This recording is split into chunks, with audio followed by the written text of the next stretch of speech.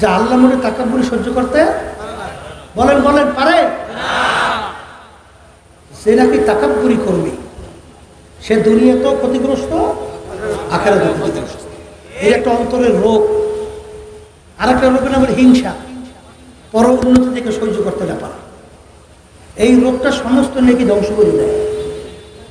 আর একটা রোগের নাম হব্বে মাল, মালের মহব্বত, সম্মানের মহব্বত, পদের মহব্বত। এই বিভিন্ন কাজে আমি পীর, এই অনেক পীর আর এক পীরকে দেখতে পারে না, এক আলেম আর এক আলেমকে দেখতে পারে না, এক সেক্রেটারি আর এক সেক্রেটারি দেখতে পারে না, এক সভাপতি আর এক সেক্রেটারি সভাপতি দেখতে পারে না, এই এক খয়রাতি আর এক খয়রাতি দেখতে পারে না। ভুল কইছে, ঠিক কইছে। এইটার নাম কি? হিংসা। এটার নাম কি? এই হিংসা করে কোনো লাভ আছে? আল্লাহ রাসূল কি বলছেন? আল হাসাদু ইয়াকুলুল হাসানাত। হিংসা এমন একটা ব্যাধি, যার কলবের ভিতরে হিংসা থাকবে তার সমস্ত নেকিগুলোকে হিংসার আগুনে জ্বালাইয়া একেবারে আমুলনামা নেকি শূন্য কইরা দিবে। লাভ হয়েছে না ক্ষতি হয়েছে?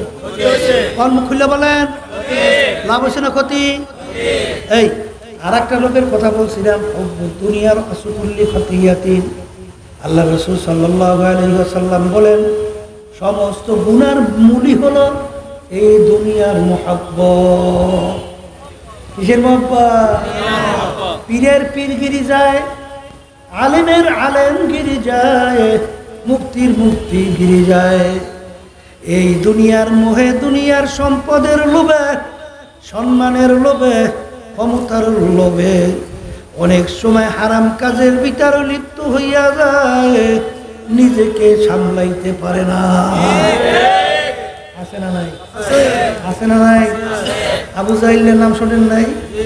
যখন ওকে কতল করতেছে, মাথা কাটতেছে, বুঝে এ আল্লাহর বান্দারা, তখনও কিন্তু এই যে এই সম্মান, এই মাথাটা বড় করে কাটো। কি ব্যাপার? মাথা কাটতে আছে, বড় করে কাটা লাগবে কেন?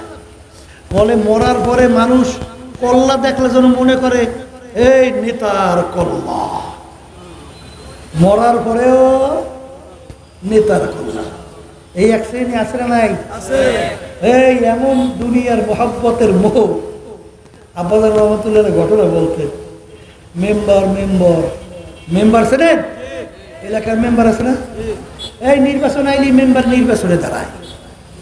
ওদিকে তো ঘর বাড়ি ঠিক মতো খোরাকিও চলে না, জায়গা জমি প্রায় সব বেচছে। এখন স্ত্রী বলতেছে, ব্যাপার কি, আপনি মেম্বারি করে পাইছেন কি? হ্যাঁ, এখন তো ঘরে ঠিক মতো বাজারও হয় না। বলে বিবি তুমি বুঝ দেখো।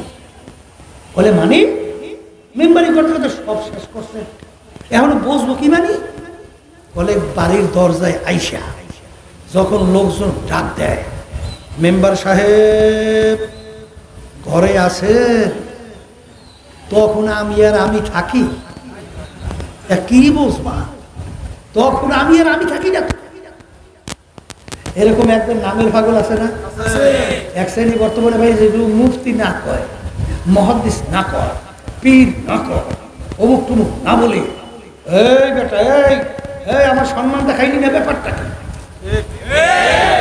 ওরা সম্মানের পাগল, ওরা আল্লাহর পাগল না, ওরা হইলে সম্মানের মোহে পাগল। জনগণের কথা ঠিক না ঠিক? আর আল্লাহ রাসূল সাল্লাল্লাহু আলাইহি ওয়াসাল্লাম বলে, সমস্ত গুনার মূলই হলো এই দুনিয়ার মহব্বত। এই দুনিয়ার মহব্বতের কারণে নির্বাচনের সময় দেখবে 1000 টাকা, 2000 টাকা, 500 টাকা পাওয়ার পরে ইমাম বিক্রি করে বলায়। আমি মনে হয় ভুল বলি নেই, আমাদের এলাকায় দেখছি তো, এই জন্য বলতেছি। আসতে কয় আসে না? এই ওইটা টাকার পাগল, ওইটা কির পাগল? একটু আসতে কর, আসতে কর, কির পাগল?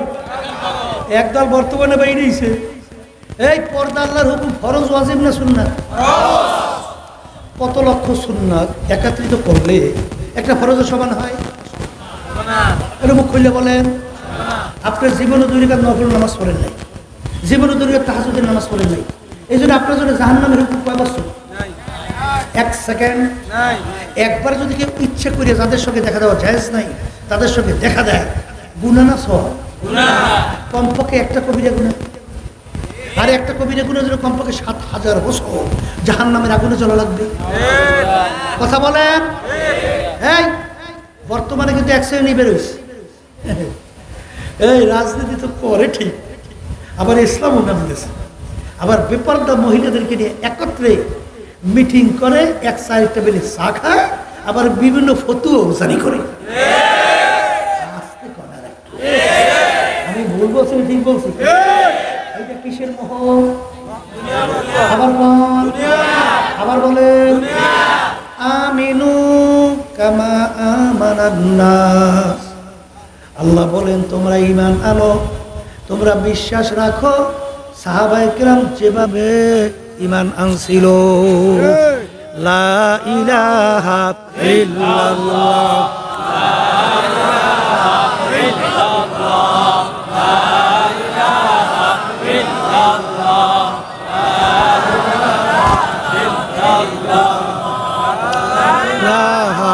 ইল্লাল্লাহ, লা ইলাহা ইল্লাল্লাহ, মুহাম্মাদুর রাসূলুল্লাহ সাল্লাল্লাহু আলাইহি ওয়াসাল্লাম। আমিনু কামা আমানান নাস। আল্লাহ বলতেছেন তোমরা ঈমান আনো, তোমাদের বিশ্বাসের ধরনটা কেমন হবে?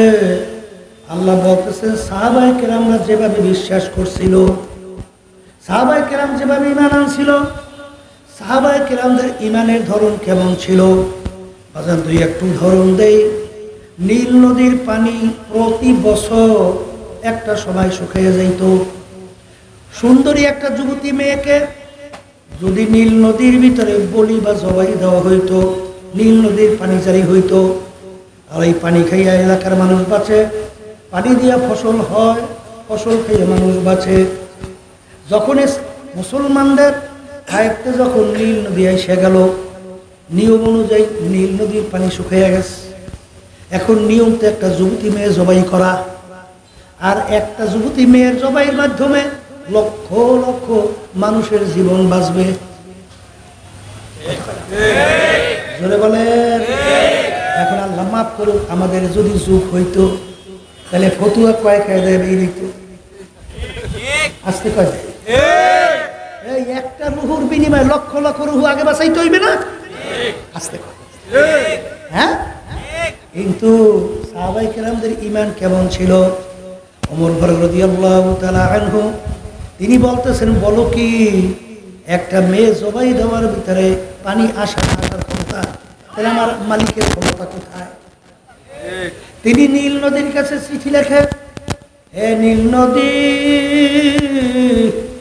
তুমি যদি আল্লাহর হুকুমে জারি হও তাহলে জারি হইয়া যাও, আর যদি আল্লাহর হুকুমে জারি না হও তোমাদের পানি আমাদের লাগবে না। এ যাও, এই চিঠি নিয়ে নীল নদীতে ফেলাইয়া দাও। আমাদের যুগ হইলে কি কইতে, এদি সব পাগলের দল। নদীর কাছে চিঠি লেখে, এখনো সুস্থ মানুষ লিখতে পারে? আসতে কয় নদীর কাছে চিঠি লেখা সুস্থ মানুষ লিখতে পারে? কিন্তু ওমর ফারুক রাদিয়াল্লাহু তাআলা আনহু নীল নদীর কাছে চিঠি লেখে, এই চিঠি নিয়ে নদীর ভিতরে ফেলাও।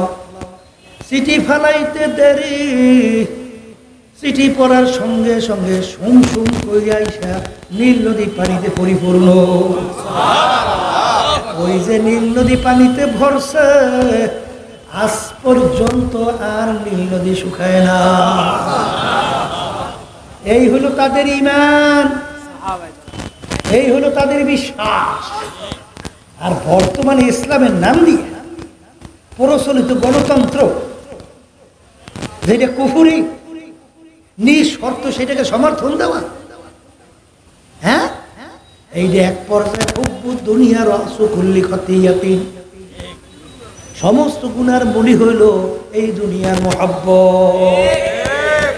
আসতে কয় কথা ঠিক না? ঠিক। এ কবরের যাত্রীরা, কবরে কিন্তু কোনো দলাদলি নাই।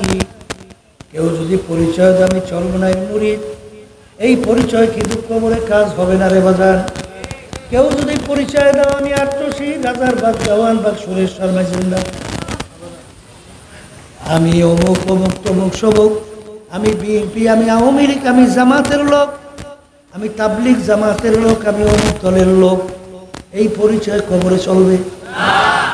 মুখ খুলে কইয়ে কবরে প্রশ্ন কয়টা? 1 নম্বর মান রব্বুকা, 2 নম্বর ওয়ামা দীনুকা, 3 নম্বর ওয়ামা নাবিয়ুকা। এই 3 প্রশ্নের ভিতরে কোথাও কি পাইছেন আমি চরমনাই? আসতে কর শাস্তি না এই জনপুর ফুরফুরা, তাহলে আমি আওয়ামী লীগের লোক। এইটা বললে কবর একটা ধরা কাছে হইতে পারে। হ্যাঁ, ক্ষমতার বলে এখন বর্তমানে মানুষকে মানুষই বলে না, এই সব পশুর চেয়েও খেজা খুঁটা মনে করে না। এখন কবরে দিয়ে ঘুষিয়ে ঘুষিয়ে ফেরেশতার লাগে হইবে না? হবে? একটু আসতে না হবে হবে। হ্যাঁ, তাহলে কবরে কোনো পরিচয় চলবে না?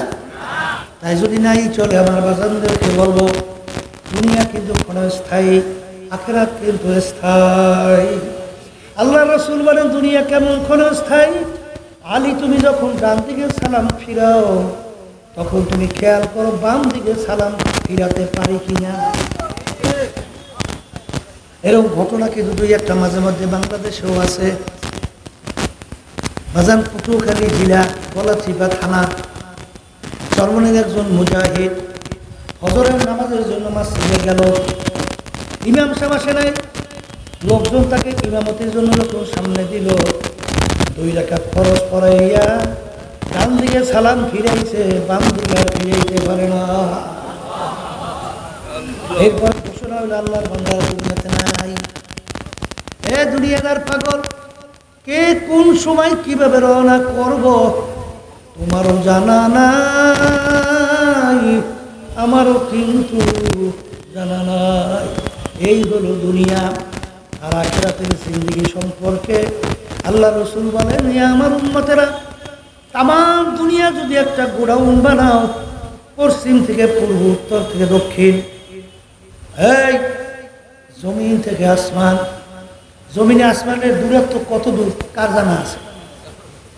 আছে কথা কম, তবে একটু ধারণা করতে পারি।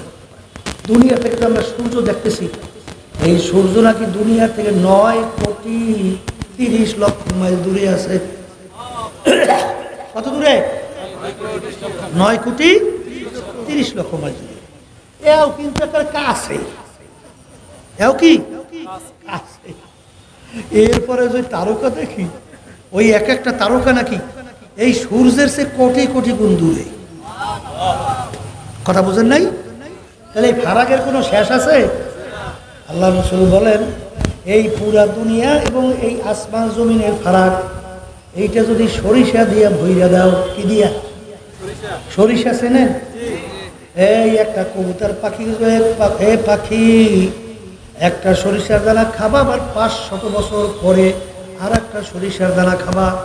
এরকম 500 বছর পর পর একটা একটা সরিষার দানা খাইতে খাইতে আল্লাহ রাসূল বলেন তাম দুনিয়া গোডাউনের সরিষা একদিন না একদিন শেষ হয়ে যাবে, কিন্তু আমার উম্মতেরা আখিরাতের জিন্দেগি শুরু হবে আর কোনদিন শেষ না। এই হলো আখিরাতের জিন্দেগি। আর এই আখিরাতের জিন্দেগি কামাই করার জায়গা কোথায় বলেন? মুখ খুললা দুনিয়া কোথায়? কোথায়? আবার বলেন কোথায়? এই দুনিয়া থাকা অবস্থায় এই আখিরাতের জিন্দেগি, এই সম্বল কামাই করে রওনা করতে হবে। আমি যেই কথা বলছিলাম বাজান, এই কলবের রোগ দূর করার জন্যে এই ঔষধ লাগবে না? আসতে কর যেরকম লাগবে। কলব ভালো না হইলে ওই মানুষটা মোড়ে ভালোই হয় না। কলব ভালো তো সব ভালো, কথা ঠিক কিনা? এইটা ভালো করার জন্যে শোনেন, হাদিসের ভিতরে আসছে মৌতের মুরাকাবা বেশি বেশি করা। কির মুরাকাবা? আবার কন মৌতের মুরাকাবা বুঝেন নাই? এই চোখ বন্ধ করিয়া নিরিবিলি, যেরকম তো একদিন আসবে যেদিন আমাকে সাদা 3টা কাপড় দিয়া পেঁচ দেবে। এই ঘটনা ঘটবে না? আসতে হয় বলবে না? মাথার ভিতরে একটা বাঁধ দেবে, মাজায় একটা, পায়ে একটা।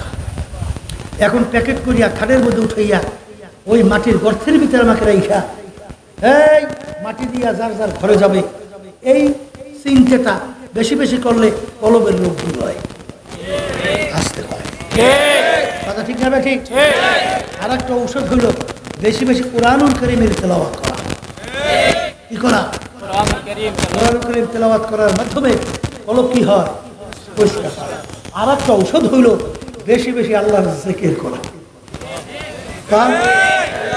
কি বেশি বেশি আল্লাহ রাসূল কি বলছেন? লিকুল্লি শাইইন সিকালা ওয়া সিকালাতুল কুলুবি যিকরুল্লাহ।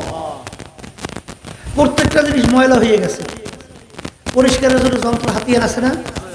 আল্লাহ রাসূল সাল্লাল্লাহু আলাইহি ওয়াসাল্লাম বলেন দুনিয়ার মাধ্যমে তোমাদের কলবের ভিতরে দাগ পড়ছে, ময়লা হয়েছে, রোগাগ্রস্ত হয়েছে। ওই রোগাগ্রস্ত কলব পরিষ্কার করার জন্য, ভালো করার জন্য ঔষধ বা হাতিয়ার যন্ত্র হলো আল্লাহর জিকির। সবাই জোরে বলেন সুবহানাল্লাহ। তাহলে আল্লাহর জিকির করা লাগবে, একটু আস্তে লাগবে না? লাগবে না? শোনেন, আল্লাহর জিকিরের মাধ্যমে কলব থেকে শয়তান দূরে সরিয়ে যায়। কি দূর হয়? শয়তান দূরে সরে। অনেকে কিন্তু আল্লাহর জিকির করে না, আবার যারা করে বন্ধ করার চেষ্টা করে, অর্থাৎ নিজের কপাল পড়ছে আর একজনের কপাল পড়ার জন্য চেষ্টায় আছে। এরা কি ভুল বলছি না ঠিক বলছি? এই অনেকে বলে হুজুর মসজিদে বসে একত্রিত হয়ে জিকির জায়েজ নাই। একদল আবার বলে হুজুর জোরে জোরে মসজিদে বসে জিকির জায়েজ নাই। এই এক সাইডে আমার বাজান আছে না? আছে। আচ্ছা, আমি সংক্ষেপে আপনাদের পুরান একটা আয়াত শরীফ শুনাইয়ে দেই। আল্লাহ রাব্বুল আলামিন বলে ওয়াসবির নাফসাকা মাআল্লাযীনা ইয়াদউনা রাব্বাহুম বিল গাদাতি ওয়াল আশিয়্যি ইউরিদুনা ওয়াজহা। এখানে আল্লাহ রাব্বুল আলামিন আল্লাহ রাসূলকে বলেন, হে রাসূল আপনি তাদের সঙ্গী হন, তাদের সংস্পর্শে যান যারা আমি মালিককে রাজি খুশি করার উদ্দেশ্যে আমাকে ডাকাডাকি করে, আমার জিকির করে। আল্লাহ রাসূল সাল্লাল্লাহু আলাইহি ওয়াসাল্লাম তালাশ করতে আছে এরকম কোন জামাত যাদের সঙ্গে আল্লাহ আমাদেরকে বলতে বলছেন। এখানে কি ওয়াহিদের শিখে না জমার শিখে? জমান না, কথা কয় না। এখন আল্লাহ রাসূল সাল্লাল্লাহু আলাইহি ওয়াসাল্লাম মসজিদের ভিতরে ঢুকছে, ঢুকে দেখে একদল সাহাবায়ে কেরাম একত্রিত হয়ে বসে। এখানে শব্দটা আসছে কি? ইয়াদউনা রাব্বাহুম। শব্দটা কি? ডাকাডাকি করে।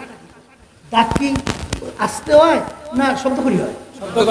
হয়তো আসতে হয়, কি করি হয়? এখানে আল্লাহ বলতেছেন যারা আমাকে ডাকাডাকি করে। তাহলে এখানে জোরে থেকে প্রমাণিত আসতে পারে। এইবার জমার শিখে আসছে একজন না বেশি? বেশি পাইছেন? আচ্ছা, যারা আমাকে রাজি খুশির উদ্দেশ্যে আমাকে ডাকাডাকি করে, এখানে মসজিদ পাওয়া গেল, পাইছে কোন জায়গায়? জামাত কোথায় পাইছে? আল্লাহ রাসূল কোন জায়গায় পাইছে? মসজিদের মধ্যে। এই একদল সাহাবায়ে কেরামদের জামাত পাইছে? পাইছে। আবার জিকির জোরে করতেছে, তা পাইছে। আবার এত জোরে চিল্লাইয়ে করিয়েন না, এটা কিন্তু আবার কিন্তু খেলাফ, মধ্যম আওয়াজ। শব্দটা কি? মধ্যম আওয়াজ, ঠিক না? ঠিক। এই জিকিরের মাধ্যমে কলব কি হয়? আর একটু আসতে কর। যারা নাকি এই ঔষধ ব্যবহার করবেন না, এ পরীক্ষিত বাজান, কলবের রোগ যাইতে চায় না, যায় না, যায় না, যায় না।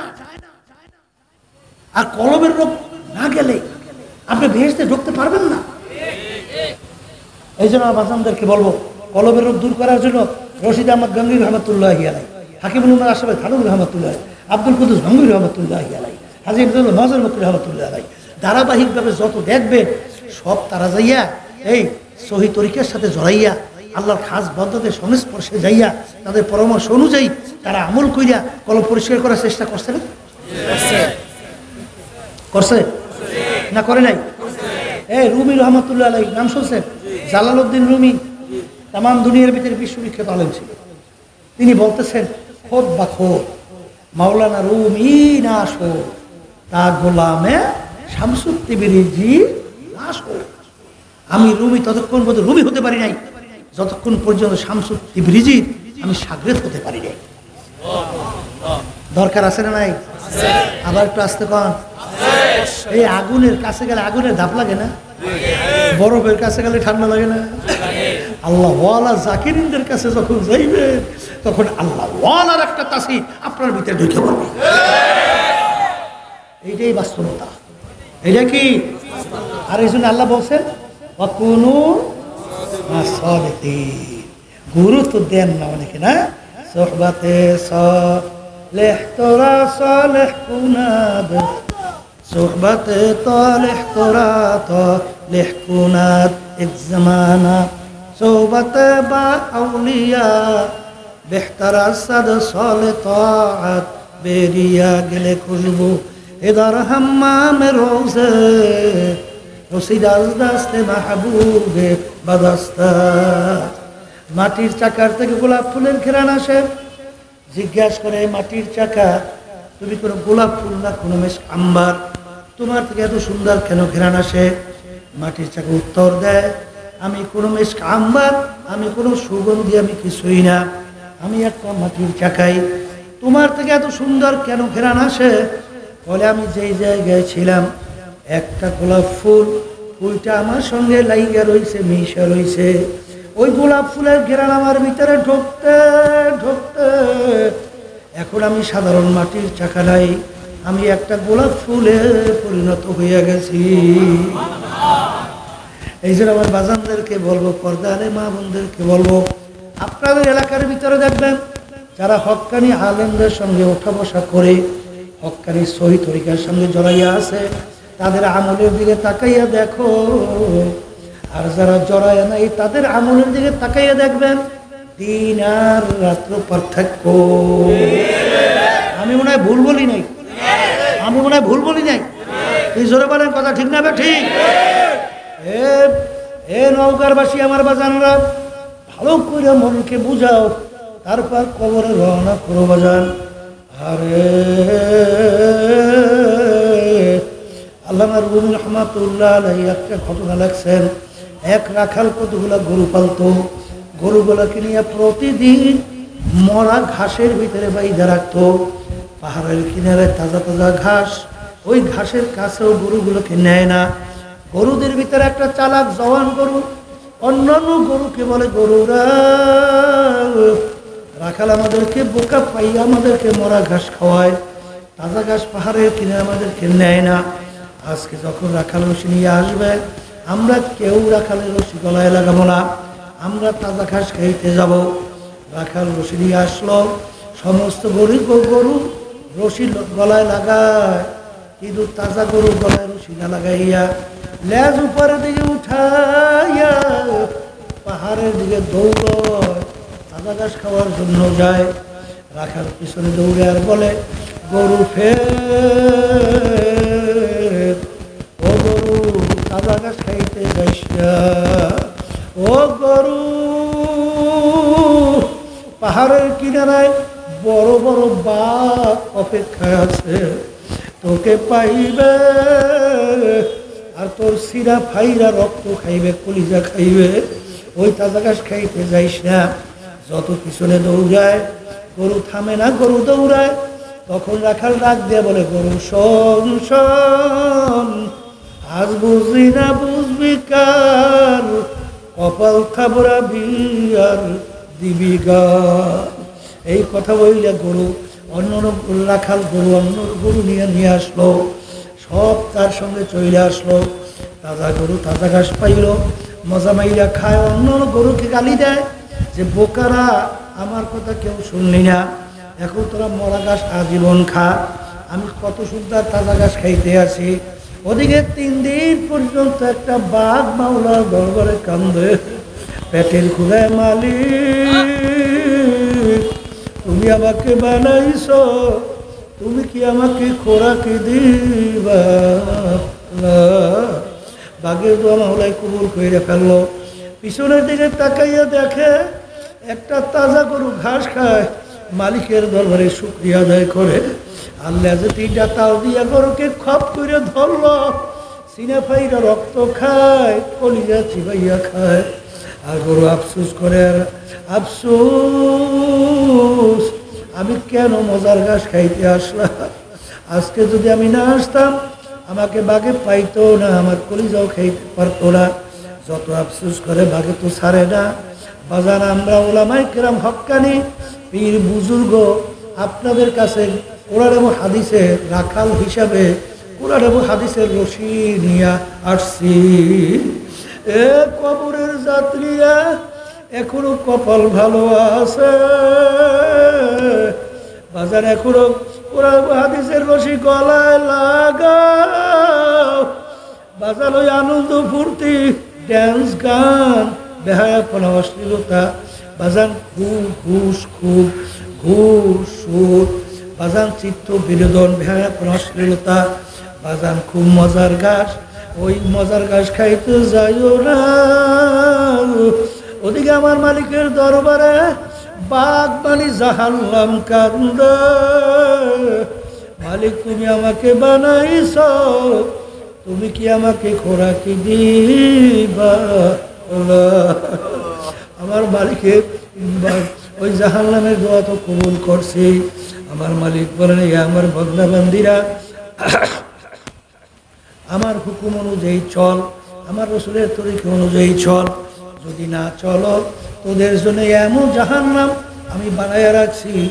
ওই জাহান্নামের সম্পর্কে আমার মালিক বলে, وقودها الناس والحجارة أعدت للكافرين। জাহান্নামের আগুন আমার মাওলা জ্বালাবে মানুষ এবং পাথর দ্বারা। আল্লাহ আপনি আমাকে আমাদের সবাইকে মাফ কইরা দিয়ে। বাজার আসলে তোমার আমার চিন্তাও নাই, চেষ্টাও নাই, চোখেও পানি নাই। মুসা আলাইহিস সালাতু ওয়াস সালাম রওনা করলেন আমার মাওলার সঙ্গে দেখা করার জন্য। পথের পাশে দেখে একটা পাথর যার যার কান্দে। জিজ্ঞাসা করে, পাথর তুমি কেন কান্দো? নবী কোথায় রওনা করছেন? আল্লাহর সঙ্গে দেখা করার জন্য। পাথর বলে, নবী গো, আমার একটা আরজি, আমার কথা আমার মালিকের কাছে বইলে। মালিক, পাথর তোমার ভয়, তোমার জাহান্নামের ভয়, কাঁদতে কাঁদতে নহর জারি করছে, তোমার জাহান্নাম থেকে মাপ চায়। মুসা আলাইহিস সালাম যখন বললেন মালিক জাহান্নাম থেকে পাথর মাপ চায়, আল্লাহ বলেন, হে জামানার নবী মুসা, তুমি পাথরকে বইলো, ওকে আমি জাহান্নামের আগুনে জ্বালাবো না। বাজার নবী আসলেন, বললে, পাথর তো কপাল ভালো, আমার মালিক তোর কান্না কবুল করছে, তোকে জাহান্নামের আগুনে জ্বালাবে না। কিছুদিন পাথরের কান্না বন্ধ হয়ে গেল। কিছুদিন পরে ওই পথ থেকে যখন রওনা করলো, দেখে পুনরায় আবার পাথর কান্দে। নবী বলে, তোমাকে শুনে পাথর, তুই কি আমার কথা বিশ্বাস করো না? তুই আবার কেন কান্দ? পাথর বলে, জামানার নবী মুসা, আপনার কথা বিশ্বাস করছি, কিন্তু আমি চিন্তা ভাবনা করিয়া দেখলাম, আমি না কানলে আপনার নজরে আমি পড়তাম না, আর আপনার নজরে না পড়লে আপনি আমার কথা মালিকের কাছে বলতেও পারতেন না, আর আমি বুঝি জাহান্নামের আগুন থেকে মাপও পাইতাম না। যেই কান্নার উসিলে আমি পাথর জাহান্নাম থেকে মাপ পাইলাম, আমি পাথর সিদ্ধান্ত করছি ওই কান্না আমি পাথর কিয়ামত পর্যন্ত আর ছাড়ব না। এ কবরের যাত্রীরা, এ পর্দার আড়ালের বাবুরা, একটা পাথর যদি আমার মাওলার ভয়, আমার মাওলার জাহান্নামের ভয়, কাঁদতে কাঁদতে যদি নহর জারি করতে পারে, তোমার আমার গুনার কথা মনে কইরা, জাহান্নামের কথা মনে কইরা, তোমার আমার চোখে কেন পানি আসে? এ কবরের যাত্রীরা, আল্লাহ রাসূল সাল্লাল্লাহু আলাইহি ওয়াসাল্লাম বলেন, মান বাকা মিন খাশিয়াতিল্লাহ হারামাল্লাহু তিলকাল আইনা আলান নার। যেই চোখ আমার মাওলার ভয় কাঁদবে, ওই জাহান্নামের আগুন ওই চোখের জন্য হারাম হইয়া যাবে। সাহাবায়ে কেরামের ইতিহাস পড়িয়া দেখো, আল্লাহর ওলিদের ইতিহাস পড়িয়া দেখো, তারা কাঁদতে কাঁদতে তারপর মাওলার কবরে গেছে, কিন্তু গুনার পর গুনাহ কইরা যাইতেছে। কই একটু চোখেও তো পানি নাই, একটু চিন্তাও নাই, চেষ্টাও নাই রে বাবা। যেই মামলার চেষ্টা তদবির নাই, ওই মামলারও কিন্তু খালাস নাই। এই যে আমার ভাইজানদেরকে বলবো, পর্দা আলে মামুনদেরকে বলবো, আমার মালিক যখন মাহফিলে নিয়ে আসছেন, আমার মালিক বড় দয়ার মাওলা, আমার মাওলা বড় মায়ার মাওলা। যদি আমার মাওলার কাছে মাপ চাওয়ার মতো চাইতে পারেন, বাজান পাহাড় পরিমাণে যদি গুনাহ হয়, আমার মালিক এত দয়ার সাগর,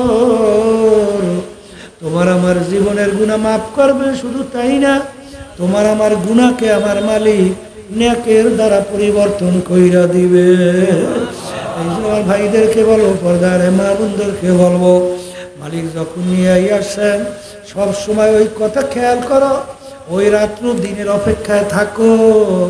আল্লাহ জমা তোমার আমার বাড়ির মসজিদের মাইকে ঘোষণা হইতে থাকবে, বাড়িওয়ালা নাই রে বাড়ি, নাই রে দুনিয়াতে। কবরের যাত্রীরা আল্লাহ ওই রাত্রির জন্য অপেক্ষায় থাকো। বাজান এমন ঘর তোমার আমার জন্য অপেক্ষা, যেই ঘরে বাতি নাই, যেই ঘরে সাথী নাই, যেই ঘরে বিছানা নাই, কিছু নাই, ওই ঘরের ভিতরে একা কেমনে থাকবা। বাজান যেই মামলার তদবির নাই, ওই মামলারও কিন্তু খালাস নাই। এই জন্য আমার বাজানদেরকে বলবো, পর্দা আলে মা বোন যারা শুনতেছেন, আজকে দুনিয়ায় স্বাধীনতা পাইয়া যারা ধরাকে সরা জ্ঞান মনে করেন না, যারা বিভিন্ন দুনিয়ামুখী দলের সঙ্গে জড়াইয়া যারা ইসলামের বিরুদ্ধাচারণ করে, যারা বাজান আল্লাহ আল্লাহ রসুলের বিরুদ্ধাচারণ করে, তাদের পক্ষ অবলম্বন করিয়া দল করেন, আমি সেই বাজানদেরকে বলবো, ইয়াউমা নাদউ কুল্লা উনাসিন বিইমামিহিম, কিয়ামতের ময়দানে আমার মালিক প্রত্যেকটা মানুষকে তার দলের নেতা নেত্রীর সঙ্গে ডাকবে। কিয়ামতের ময়দানে আমরা যখন উঠব, যেন বলতে পারি, মালিক আমি তোমার পক্ষের লোক। আল্লাহ আপনি আমাদের সবাইকে কবুল করে নেন, আল্লাহুম্মা আমিন। হে ঘরের মেয়ে লোকেরা হাত উঠাও, গুনার কথা মনে করো, দুই চোখের পানি ফেলাও, আমার মালিকের দরবারে মাপ চাও আর কান্দো।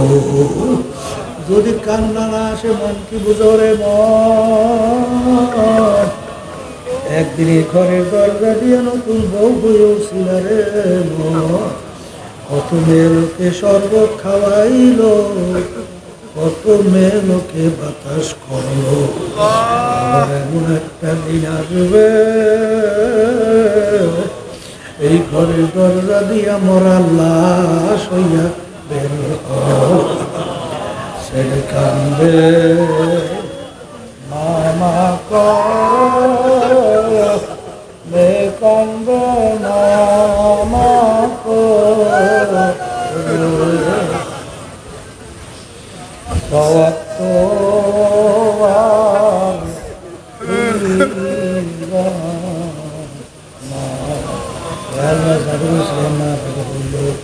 যারা মাহফিলের জন্য চেষ্টা কারণে সাহায্য করলো, আমরা যারা মাহফিলে উপস্থিত হয়ে গেলাম, আমাদের সবাই উপরে খাস মেহেরবানি করেন আল্লাহ। আল্লাহ আমাদের আম্মা বাপ যারা কবরে শুয়ে রয়েছে, সবার কবরকে বেহেশতের বাগান বানাইয়া দাও আল্লাহ। আল্লাহ এই মাহফিলকে হেদায়েতের জরিয়া বানাইয়া দিয়েন আল্লাহ। হককে আমাদের কাছে হক হিসেবে প্রকাশ করে দেন, বাতিলকে বাতিল হিসেবে প্রকাশ করে দেন, আমাদের সবাইকে হকের পথে থাকার তৌফিক দান করেন।